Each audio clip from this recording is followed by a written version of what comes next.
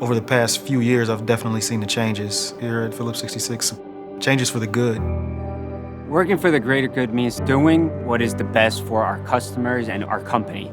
It's making something better not only for us, but others around us and the future. What may be great for the company may not be so great for technology, but that's okay.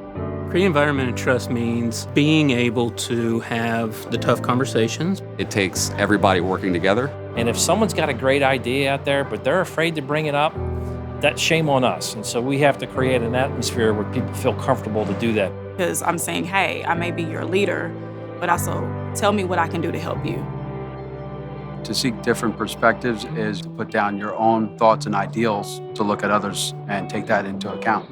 Many of our problems are not simple, because if they were, we'd solve them very easily. So we have to engage with different disciplines, get everybody's opinions and perspectives, and incorporate them into the best solutions.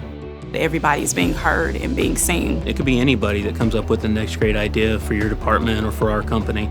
To achieve excellence starts with the foundation. So sometimes it takes a little failure to learn from it, and then once you learn from it, you take that failure and you grow from it and make it better than it was before. You're going to push, push, push to get better every single day. That's what excellence is to me. Everybody can aspire to be their best, but also help everyone else be their best. The culture here is really why I'm still here, because people have always made it feel like this is home.